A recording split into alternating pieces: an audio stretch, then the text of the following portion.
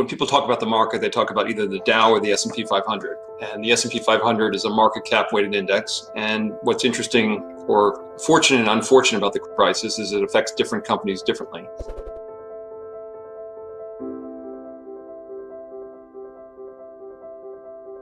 And the more dominant large cap companies, the stronger the balance sheet, the stronger the market position. Those businesses are huge beneficiaries of the crisis. And what the market does not reflect are small businesses, private companies, more levered businesses that don't have access to capital, don't have the same dominance as the public market. So a business like Amazon, which is a very big component of the market, is up 45%. That does a lot, obviously, for the averages. It's probably something approaching almost 10% of the S&P index today. My guess is 6-7 percentage points of the index. Businesses like Google, Facebook, I think long-term beneficiaries. And ultimately, the value of a business is the present value of the cash it generates over its life. And even if the cash flows are disrupted in the short term, if they're greater in the long term, the values will be higher. So I think the stock market is a snapshot of a portion of the economy. If you had an index of smaller businesses, the market would be down 50, 60, 70, 80%. The market is a discounting mechanism, and people's estimates of the future have been very volatile. How long is the crisis going to go on for?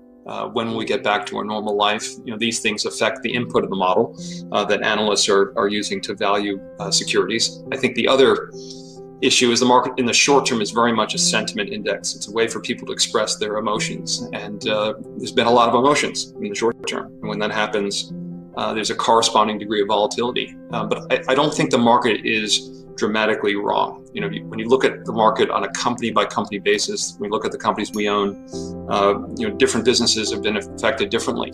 Many businesses will be long-term beneficiaries. If you think about the country as a business, the country has a lot of intrinsic value, a lot of asset value.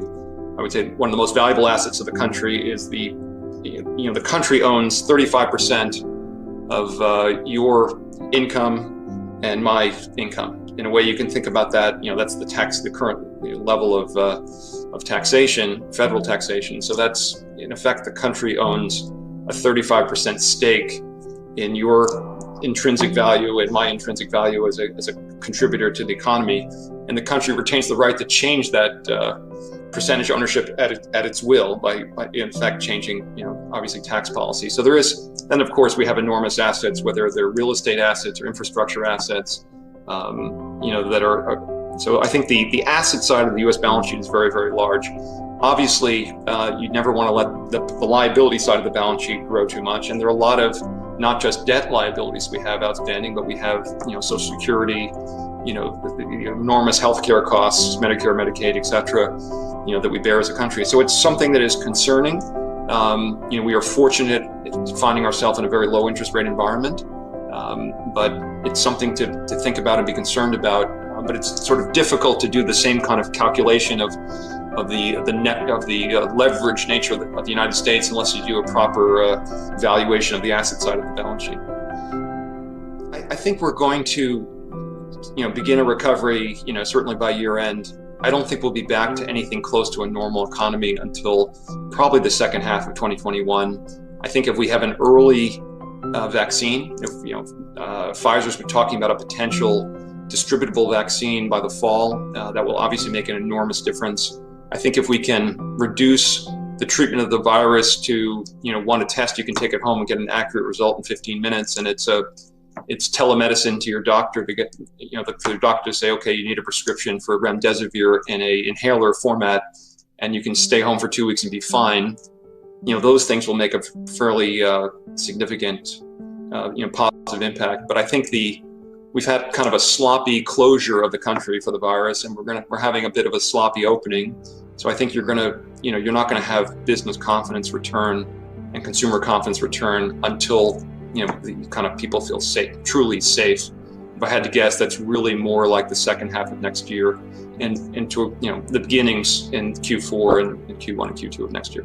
Again, all things which will temper the economic recovery, but I do see a kind of gradual improvement in all fronts as the global healthcare system, every medical researcher in the world basically working on solving one problem, and a lot of resources going into it. So I think I think by the fall we'll feel a lot better if we can take death off the table, if we can take severe illness off the table. I think that's certainly possible in this calendar year.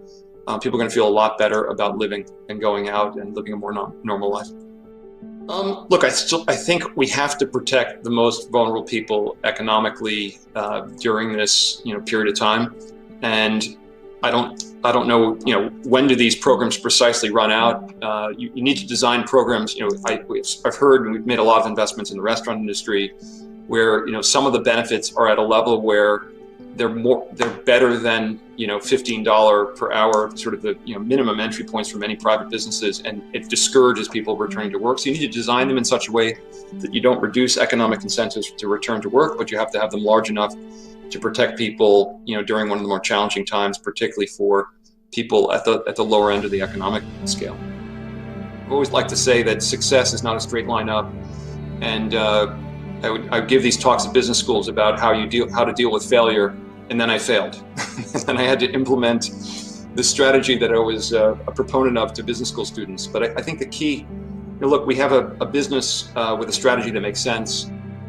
We made some mistakes. Experience is learning from those mistakes. That's the key.